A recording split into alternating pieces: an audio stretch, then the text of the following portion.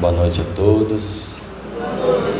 Sejam todos bem-vindos na querida Cruzada Espírita, a nossa cruzada de amor, cruzada de caridade, cruzada de aprendizado, a cruzada que nos conforta, que nos traz à luz o ensinamento da doutrina espírita. Iniciamos a noite de hoje com grande alegria, recebendo nosso irmão, o Deva, Luz Divina. Muito obrigado pela sua presença na nossa casa aqui. Sempre bem-vindo. Que o seu mentor te oriente, te traga muita paz e que nós possamos estar abertos aos ensinamentos, conectados mentalmente com os ensinamentos e com os eflúvios da casa. Que Deus nos abençoe.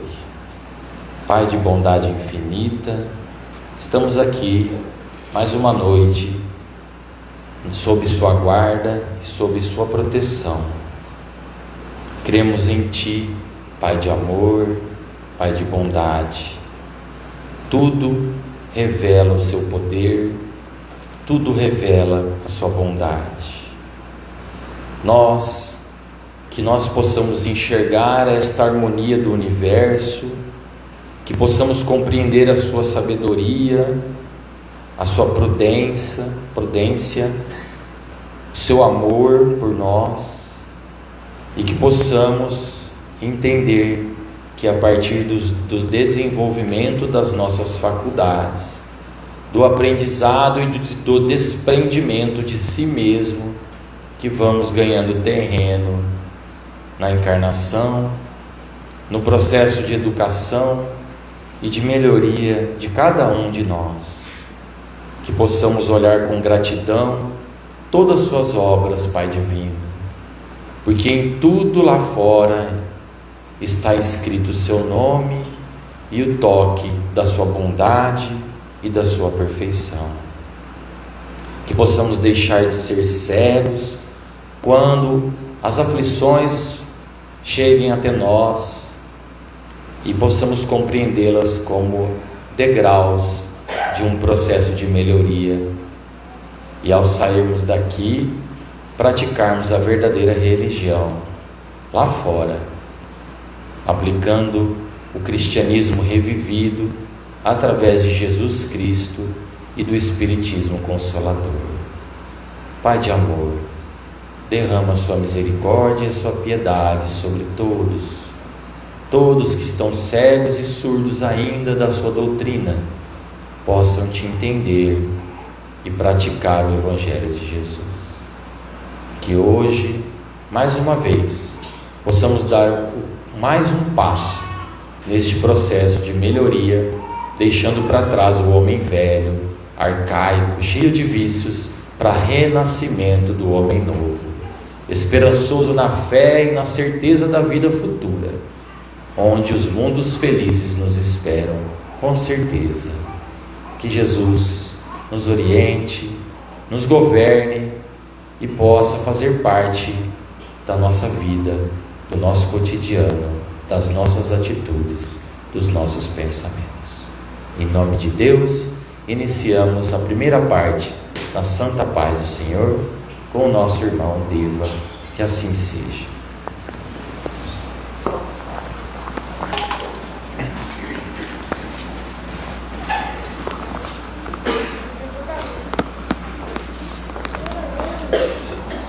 Eu vou ajeitar o fio aqui para você, não passa para cá.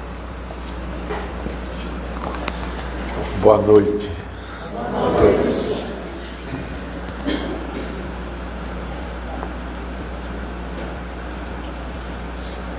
Por onde eu vou começar? O que é realidade? O que é realidade? Amigo. Realidade é aquilo que me cerca. Realidade é o que é real. Mas o que é real eu posso ver. Se eu posso ver, eu posso sentir. Se eu posso sentir, através dos órgãos dos sentidos, eu posso tocar. Se eu posso tocar, eu posso perceber. Mas o que é perceber? Interessante.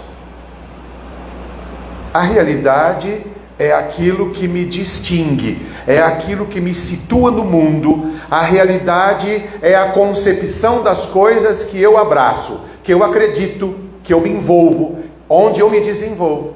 A realidade que me cerca pode ser mudada? Sim ou não?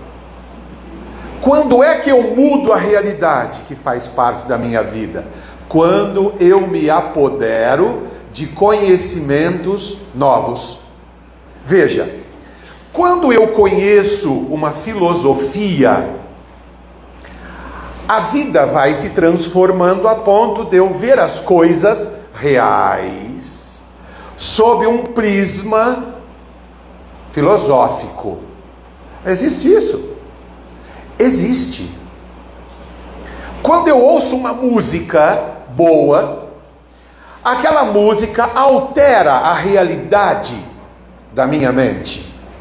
Se a música for boa, e se eu me sintonizo com ela, e se ela adentra meu campo perceptivo, se aquela música me envolve emocionalmente, se aquela música me causa bem-estar, eu altero a realidade ao meu redor.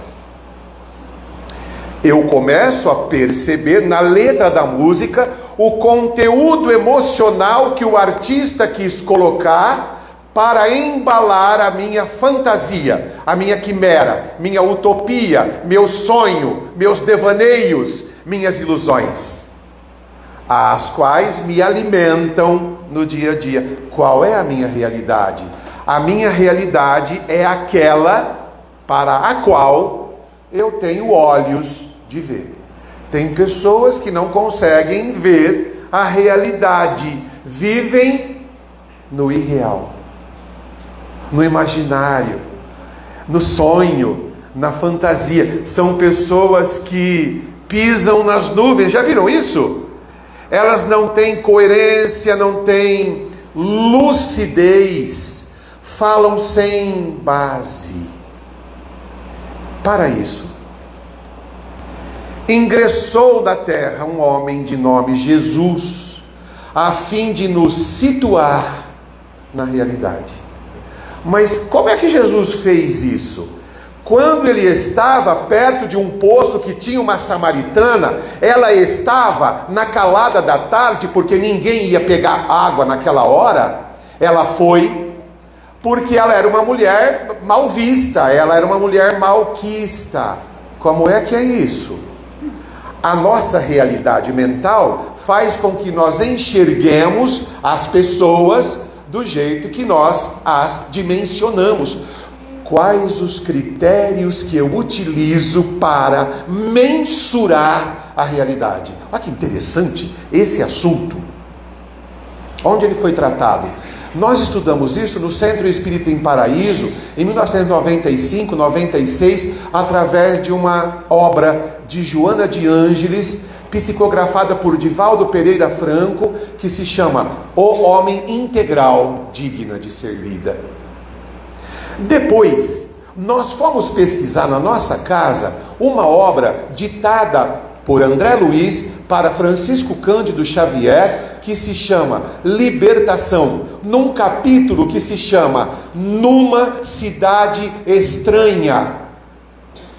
Depois, nós fomos estudar o livro do mesmo autor espiritual e do mesmo médium, de nome Missionários da Luz, capítulo 19, para entender o que é magnetismo e como isso faz parte da nossa realidade. Quais os critérios que eu uso, que eu mensuro a realidade? Primeiro, é certo ou errado? Isso que eu estou vivendo é a minha realidade. Certo ou errado? Eu quero isso? Eu quero isso? Eu me acomodo com isso? Eu aceito isso? Isso me faz bem? Eu posso mudar isso? A proposta de Jesus para aquela moça era que ela lhe servisse água. Ela estava buscando água. Ela vivia num campo, numa realidade. A realidade é aquilo que eu acredito, é o que me serve, é o que me é útil. Ela estava vivendo num campo emocional. Qual a minha realidade? É o campo mental que eu crio ao meu redor. A minha realidade é a minha personalidade, é aquilo que eu levo comigo, transmito comigo quando eu olho para alguém. Quando eu me manifesto em relação a um problema, é a minha realidade que faz parte da minha intimidade, da minha mediunidade, de modo que, à medida que eu vou me apoderando de conteúdos novos, eu vou ampliando o meu mundo real. Espera lá, isso me fazia sofrer o ano passado. Eu aprendi que eu não posso mais lidar com essa emoção desse jeito. Eu aprendi no centro espírita que eu preciso mudar este estado de coisas. Através do que eu modifico esse estado de coisas? Primeiro, avaliando até onde me serve e até onde isso não me serve.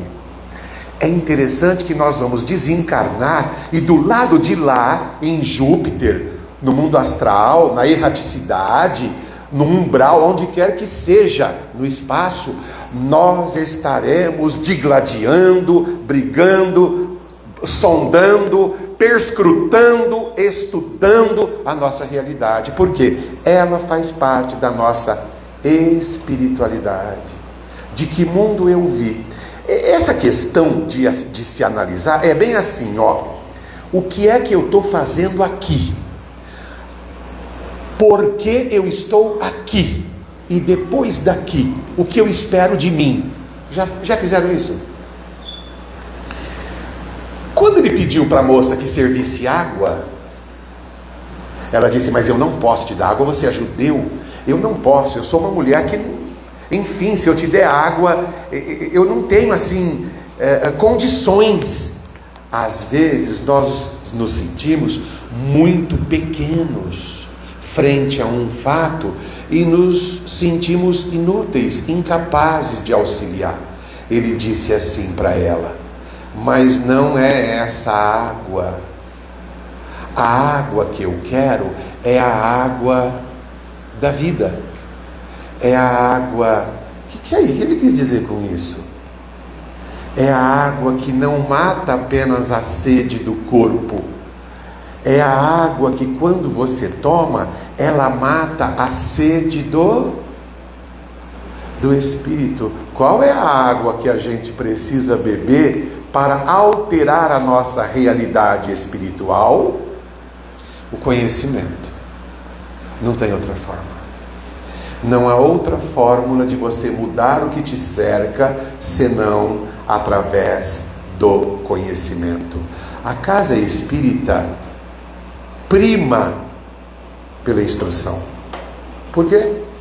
Porque o Espiritismo não visa formar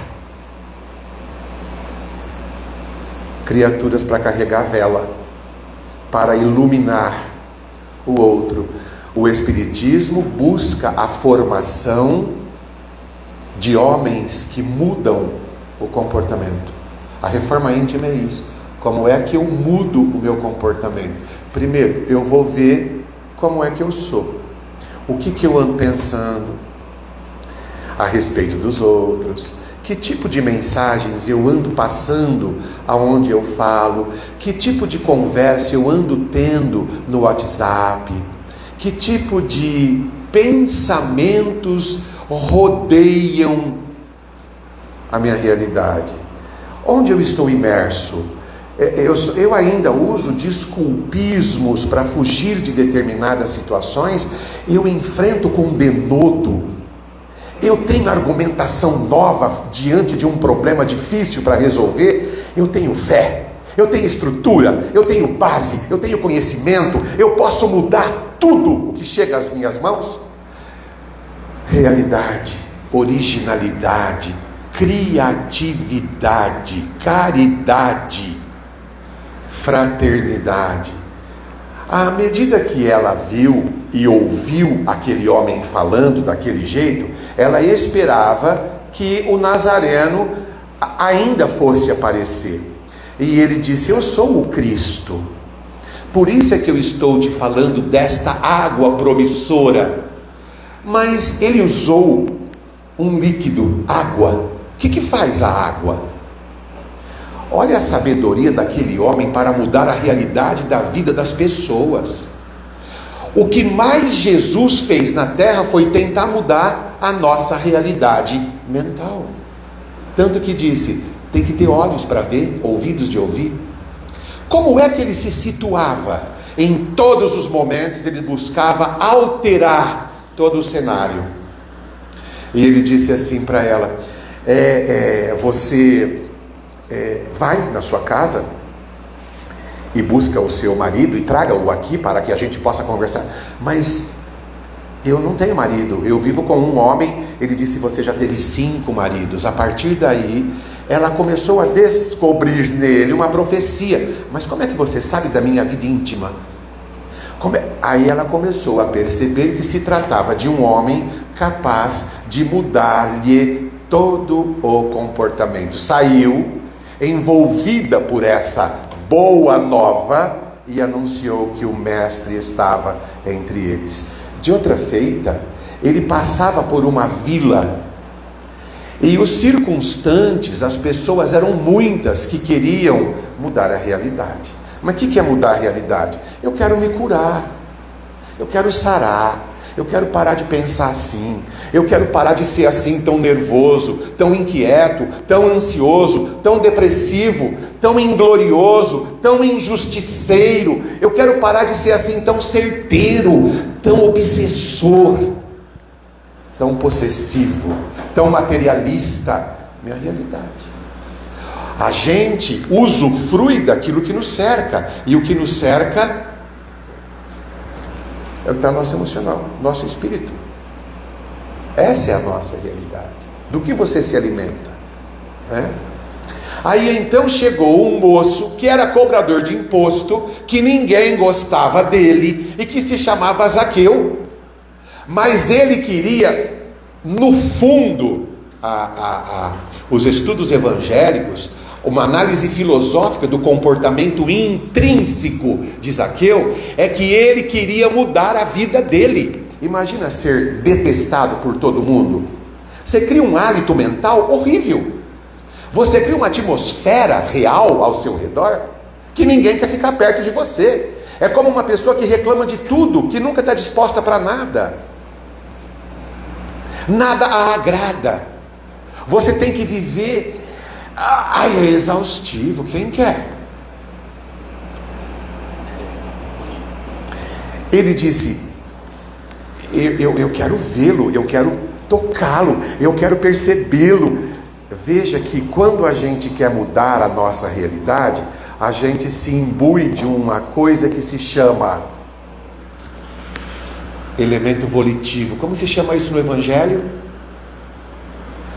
Boa vontade. Bem-aventurados os homens de boa vontade. Boa vontade para quê? Para fazer bolo?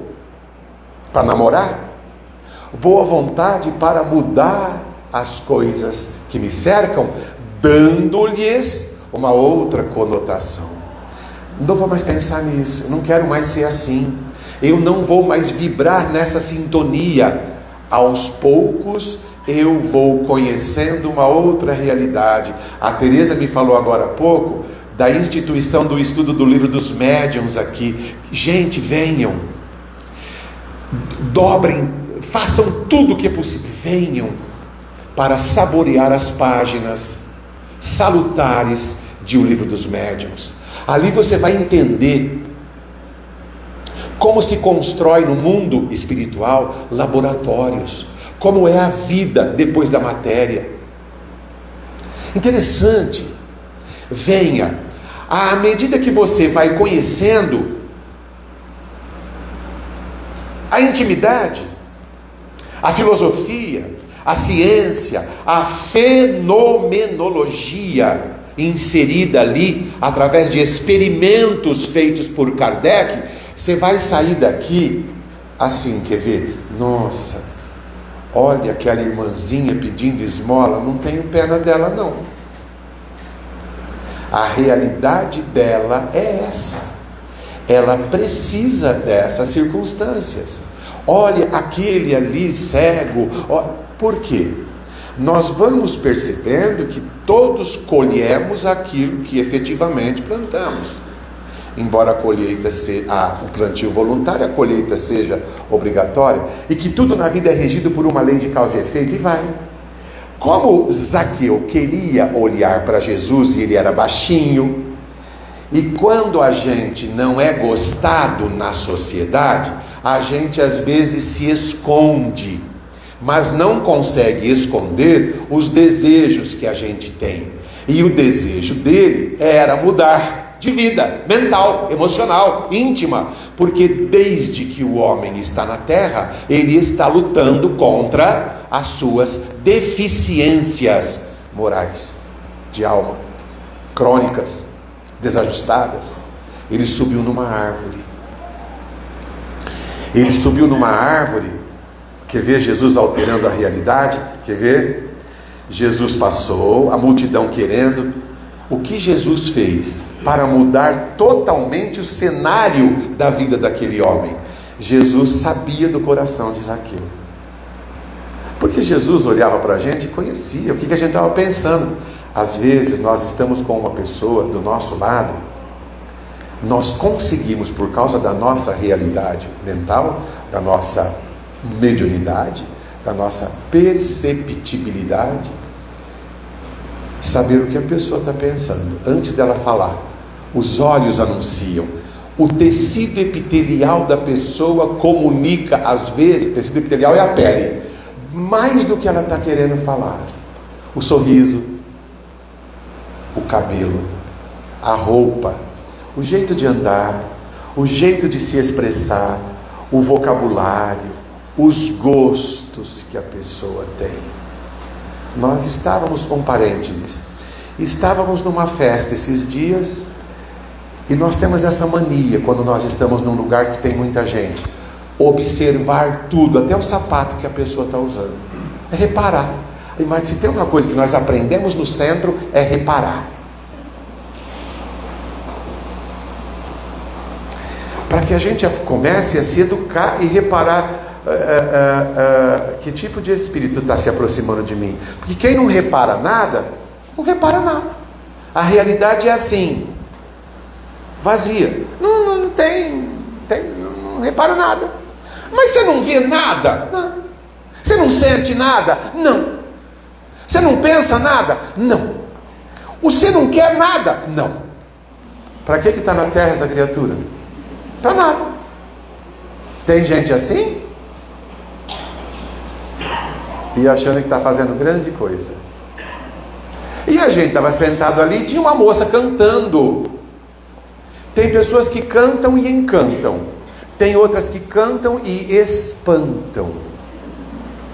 E eu olhava para a bota da moça que estava cantando. Falei, essa bota está apertada no pé dela, não é possível. Como eu acho que a bota ela queria usar, e a bota já, né? E ela, porque era uma bota bonita, né? Ah, mas cheguei nela, tua bota é bonita. Ela falou, mas tem um aperto. Acertei. A realidade do olhar dela me fez chegar nessa conclusão. Mas precisa ser médium? Não, precisa ser um bom observador. Jesus era isso, um excelente observador. Por quê? Trabalhava a alma humana. O que o psicopedagogo faz na sala de aula? Ele olha o rostinho do aluno para conhecer a família que ele tem em casa. Interessante. Não ficou só isso na festa. Nós estávamos ali, o garçom servia, e eu olhei uma moça que cantava as músicas que a cantora da bota apertada cantava. Não é possível que essa moça tão bonita cante essas músicas tão lixo mental. Fui falar com o namorado da moça que cantava igual a... Vocês estão bem? Ele falou, não estamos, Devanir. Tem cada gosto, né? Os seus gostos revelam as suas companhias espirituais. Portanto, retratam a sua realidade. Mas tem gente que tem tão bom gosto. Outros têm um gosto. O que é isso? Realidades distintas. Por isso é que a Terra é essa escola para trabalhar as nossas realidades rumo à felicidade. Qual é a nossa realidade? A felicidade. E Jesus, para mudar todo aquele cenário, no meio daquele povo, gente, mas tinha gente. Vocês estão vendo? Zaqueu subiu num ficus, era uma figueira chamada lá de sincômaro, da família do ficus. Não é do ficus laerata. Hoje tem o ficus laerata no mercado. É uma figueira frondosa, como as figueiras nossas aqui, com raízes espessas. Ele subiu e Jesus olhou para ele e falou o quê? Desce, negão. Não falou desce, negão, né? Mas mais ou menos isso, para a gente entender a realidade da época. Desce, irmão, ou sei lá eu o que. Desce daí. Para me ver. Não precisa ficar do alto. Fica perto de mim, porque ainda ele não falou isso, mas é uma identificação filosófica da fala dele. Desce, porque ainda hoje à tarde eu vou jantar. Já tinha jantar naquela época? Que delícia! Você já imaginou Jesus mandando você descer do teu pedestal? Ou bem, menos. Você não é tudo isso. Embora você seja um político, ou um homem que cobra imposto, ou um homem importante, ou presidente do Brasil, ou candidato, você não é tudo isso. Devanir, que sério isso que você está falando? Chegue em casa hoje, por favor. Abre um livro. Mas faz isso, por você, não é por mim, por você. Esse livro se chama Libertação. Pega ali, ó. Numa cidade estranha. Leia aquilo hoje, antes de dormir, para você ver quem são esses que estão disputando o poder. Quem são esses Getúlios Vargas? Quem são esses homens envergados nas personagens de Nero, de Napoleão Bonaparte? Por favor. Ali ele trabalha o juízo, ele trabalha a consciência, a sede de poder, o desejo de mandar, de comandar. É a realidade em a qual essas entidades perversas ainda se locupletam nesse ambiente de julgamento de um tribunal criado no mundo espiritual para julgar os espíritos que vão para lá com uma realidade conturbada. Como assim? Tem uma hora dentro desse livro, dessa passagem, que uma dama, uma mulher da alta sociedade chega em espírito para ser julgada por esses juízes. Vocês vão ver o que é o acolitismo, o que são os sátrapas. Ih, Devanir, vai lá ler, vai lá. Eu moro na Vila Paraíso e leio. Pega hoje, vai, para você ver. A mulher chega e o juiz, ela fala, mas eu sou mulher honesta. Entendendo, né? A definição de mulher honesta, não se sabe qual é hoje. Mas eu sou uma mulher digna, eu respeitava o lar, eu ia para todas as missas, eu tenho... Olha o que disse o juiz, a sua realidade não é essa. Aqui no mundo espiritual, a sua realidade se chama consciência. Vai, apele para a sua consciência, para ver se o que você está falando te absolve. Gente, leiam para vocês chegarem nisso. Zaqueu desceu.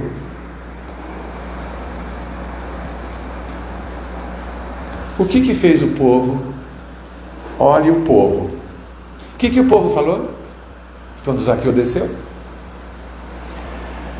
Onde já se viu um homem da envergadura desse nazareno chamar um sacripanta, um cobrador odioso, para jantar na casa dele?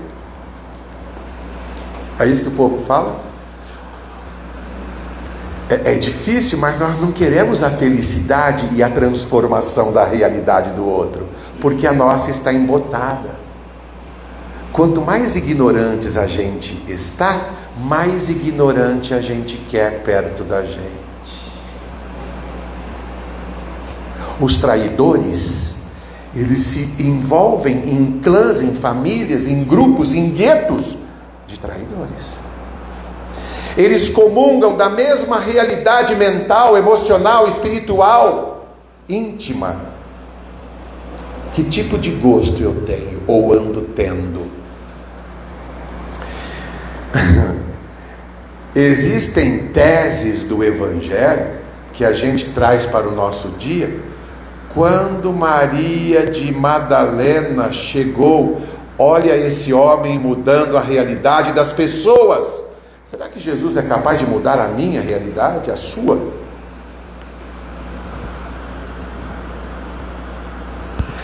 Maria de Madalena era uma mulher como tantas que estão aqui, que estão na rua, que estão nas cidades. Amada por alguns, respeitada por outros, usada por muitos, e uma mulher com o coração. Qual era a realidade de Maria Madalena? Qual a realidade emocional daquela mulher? Tem uma palavra que define a realidade dela. Qual é?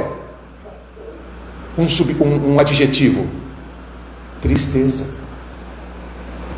Ela carregava, dizem os relatos, um semblante triste e, não obstante, belo.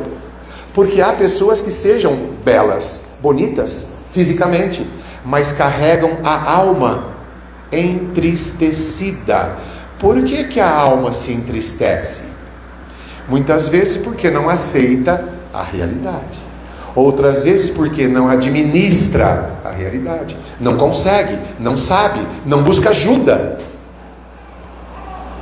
Então tem a realidade distorcida, tem uma visão banalizada, errônea, equivocada, é aquela tia.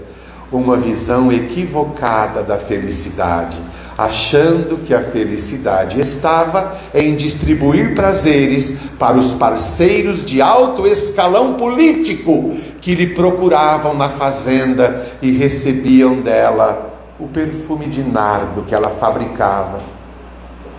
Ela ficou sabendo que passaria pela casa de Simão Pedro um homem de nome Jesus, Yeshua.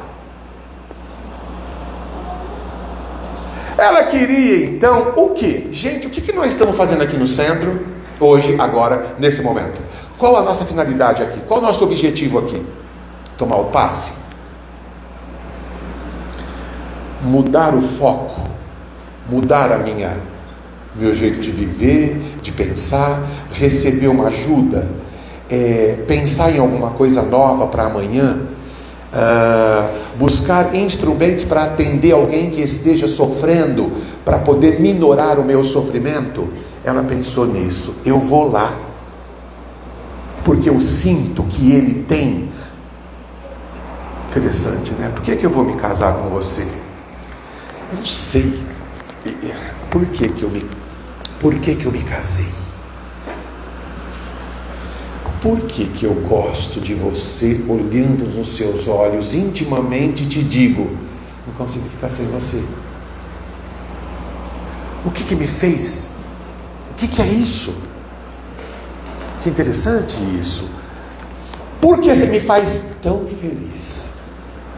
Porque você tem as armas que me fazem vibrar nesse diapasão de paz. Tem pessoas que fazem isso com a gente. E dessas pessoas a gente não quer se apartar, nem depois da morte. E elas ficam conosco.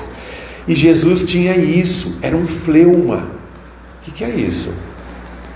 Era um olhar envolvente. Tem pessoas que nos olham, gente, nos despem, nos envolvem, nos derrubam, nos abraçam. Tem pessoas que nos olham e a gente não sente nada, porque elas não estão sentindo nada também. Então, estão tão desmagnetizadas, estão tão fora. Onde elas estão? Na fila do banco, comendo unha. Ou nos hospitais, desesperançadas. Mas chega uma hora que a gente precisa de esperança. Onde a gente vai buscar? Muitos de nós viemos buscar esperança aqui. Ela ficou sabendo que Jesus estaria na casa de Simão Pedro. Ela não hesitou. Ela falou: eu vou, eu quero vê-lo. Pensou Jesus entrando aqui agora, sentar aqui? Quem vai olhar para mim? Vocês vão reparar. Sabe o que vocês vão fazer? Vocês vão reparar como os dedos do pé dele, que tipo de sapato ele está usando, como é a roupa. Vão ou não vão? Pois a Xuxa coloca uma roupa diferente, depois já é moda. A gente repara ou não repara? Quer dizer que não sou só eu que reparo. A gente repara aquilo que a gente gosta. O que a gente não gosta é chinfrim. E nós estamos na terra para reparar o que gosta ou o que não gosta? Para reparar o que gosta, porque aquilo nos eleva, nos faz crescer. Ela entrou, ele estava sentado na escadaria assim, ó, gente, era uma escadaria assim, ó. Vocês estão vendo? Era cabelos longos, um andar meio tripudiante, aquele andar incerto, aquele andar inseguro. As pessoas revelam a realidade que a cerca através do andar. Vocês já viram que tem pessoas que não conseguem andar devagar? Elas andam correndo. Elas correm para tudo, andam correndo. Fala rápido, fala devagar. Já viram isso? Que nome que tem isso? Que nome que tem isso? Perturbação. Mas então tem gente perturbada? Tem. Eles vêm tudo para a cruzada. Para quê? Para se desperturbar. E é um exercício. Na porta, a hora que ela olhou aquele monte de gente dentro da sala, entro ou não entro? Já aconteceu isso com você? Enfrento. Estou me arrepiando agora. Que é o que mais acontece. Pensa que é fácil entrar por essa porta e ver todos vocês aqui assim? E o Daniel te chamando de luz? Não é fácil. Não é fácil. Tem hora que você fala, vou ou não vou? E agora? Tá aqui, fala ou não fala? Ai, cuidado. Ela entrou. Ela entrou. E a cabeleira basta. Ela sentou-se na escada, aos pés de Jesus. Imagina isso. Aqueles pés de alpercatas gastas, dizem os autores. Aquela roupa marmórea, lavada da aridez do deserto, da areia. E aquele olhar. Ah, tem quem olha para a gente. E ele cravou os olhos naquela moça, de tão linda que era. Mas ela não chamava a atenção pela beleza, ela chamava a atenção pela tristeza dos olhos. E tem pessoas que chamam a atenção da gente pela tristeza que carregam, pela dor, pela ignorância. Coitadinho, deixa ele. Ah, mas está sofrendo. Eu já chamei 1, 2, 3. Os espíritos insistem 10 vezes. Onde está isso? no capítulo 19 do livro Missionários da Luz, que você vai ler hoje. Depois eles te deixam bem. Eles insistem com você e depois eles te deixam ao léu. Por quê? Livre-arbítrio. Ninguém pode ficar segurando uma pessoa a vida inteira se ela não quer. E tem gente que não quer nada com nada. Ela entrou, ele olhou para ela e ela perguntou assim: Rabone, oi Maria, o que você quer aqui? Faz de conta que Jesus esteja aqui. Vamos chegar? Conhece cada um de nós. Oi, seu Jesus. Ele vai perguntar: o que você quer aqui comigo? O que você vai responder? Agora, nesse momento, cada um responde o que quer. Cada um vai responder uma coisa. Sabe por quê? Porque a realidade de cada um de nós é diferente, como a impressão digital. Aí ele vai olhar bem para os seus olhos e te fala assim: eu tenho uma receita. Como ele falou para ela: o que você quer, Maria? Sabe o que ela pediu para ele, gente? Vocês sabem? Imaginam o que foi que Maria de Madalena pediu para Jesus na casa de Simão Pedro naquela tarde, sentada naquela escadaria. Ela tinha uma ânfora de nardo. Nardo era um dos perfumes mais caros vendidos na época, como é hoje um Hennick Goldthal, uma Carolina Herrera, sei lá. Ela fabricava e ela encheu a ânfora para quê? Num gesto de humildade, lavar os pés dele e enxugá-lo com a cabeleira. É muita. Que gesto nobre. Lavar os pés de alguém. Que nobreza. Você já fez isso? No hospital tem muita gente de pé sujo.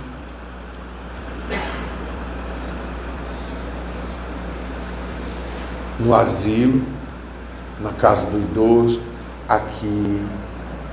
Sabe o que é lavar os pés? Olha que metafórica a linguagem. Lavar os pés é suavizar o teu jugo, suavizar a tua caminhada, dar mais suavidade para os seus passos, dar mais tranquilidade para a tua alma, falar de uma mensagem nova, arregimentar recursos no teu coração empobrecido. Lavar os pés significa mostrar um novo caminho, um caminho mais iluminado, um horizonte mais limpo. Onde é que a gente obtém isso? Aqui, estudando a doutrina espírita, nós vamos lavar os nossos pés para caminharmos de pés limpos. O que é isso? Caminhar resolvido, com argumento. Isso eu entendo hoje. Isso não me faz sofrer mais. Isso eu quero. Isso eu não quero. Isso eu desejo. Isso eu não quero mais. Isso é andar de pé limpo. E ela lavou. Olha que gesto que ficou para nós. Sabe o que ela pediu para ele? Ela podia ter pedido ouro.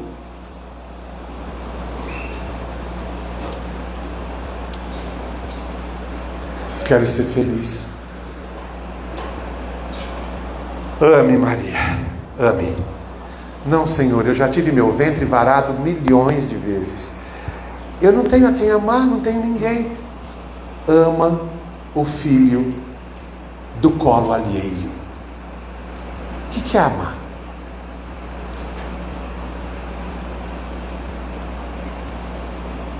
Olha só que proposta. Ela saiu dali, encontrou na praia um grupo de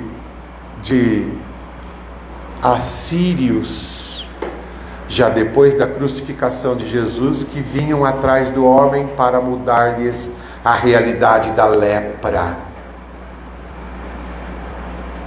a realidade da Covid. é antes de qualquer coisa uma realidade mental, porque a doença começa no espírito. A realidade da lepra, ela viu, foi com eles até o leprosário, morreu, desencarnou no leprosário, falando de Jesus. Para os leprosos, no arrabalde de Jerusalém, onde havia um leprosário, as Escrituras dizem que ela fora recebida no mundo espiritual por Jesus. Depois de desencarnar na ilha de Pátimos, onde ela foi ter com João, o discípulo, e a mãe de Jesus. Para os derradeiros dias, lavada de lepra, vivenciando uma realidade experimental dificultosíssima, entretanto que a elevou para pródromos espirituais bem superiores. Como é que Jesus alterou a realidade de Bartimeu? O cego de nascença, filho de Timeu, ele queria ver. Tem gente que vê, mas não vê nada. Ele queria ver.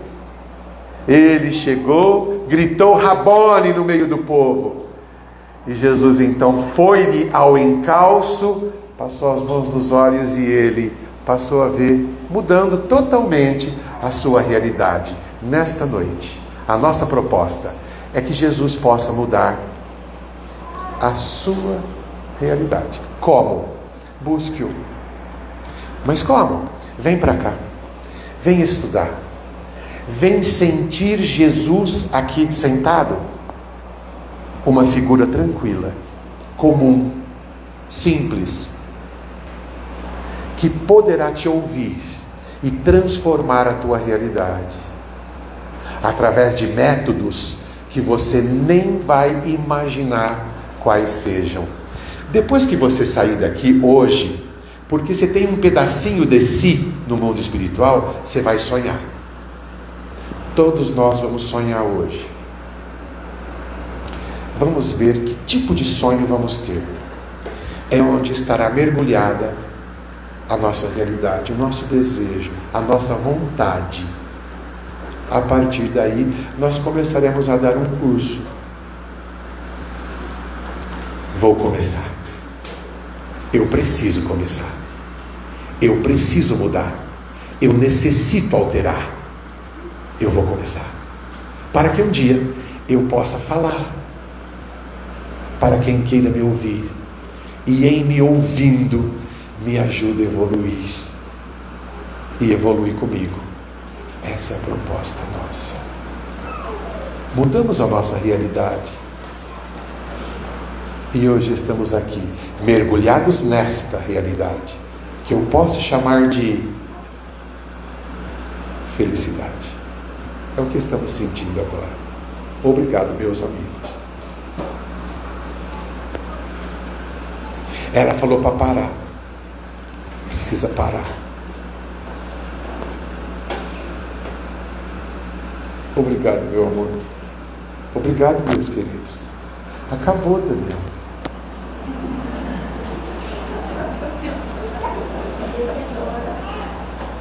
Quer que fala mais? Pode, né, Daniel? É a disciplina da casa. O que eu faço agora? A prece? Tem hora que a gente não sabe o que faz, de tanta felicidade que sente. O que eu faço agora?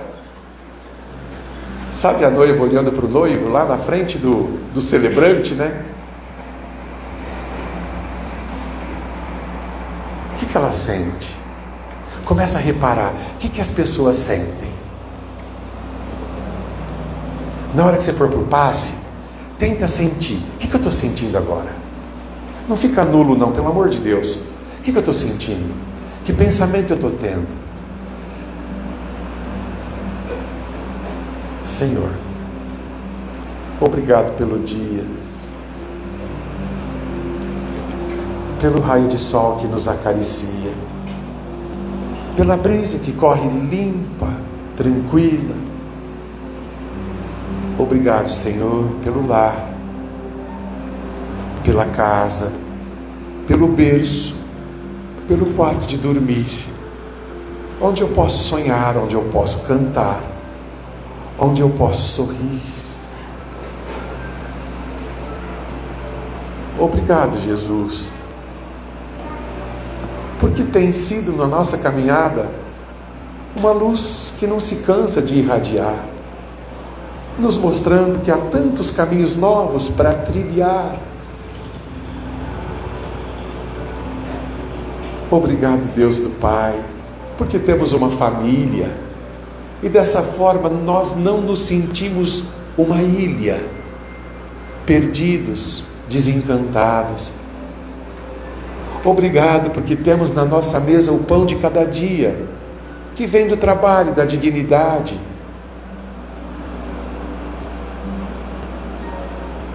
Obrigado porque podemos nos cansar depois da academia, depois do trabalho, de trabalhar, porque podemos cansar para te louvar pelo cansaço, o cansaço físico, o cansaço mental, aquele que tira do nosso coração todo o mal, porque realça dentro de nós um grande ideal. Que noite maravilhosa, que esplendor, quanta paz, quanto amor, quanta luz que vem do mais alto,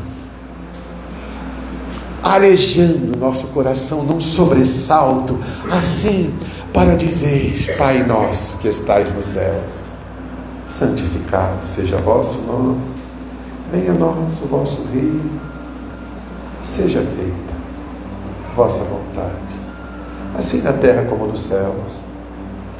O pão nosso de cada dia nos dai hoje, perdoai as nossas ofensas, assim como nós perdoamos a quem nos tem ofendido, e não nos deixeis cair em tentações.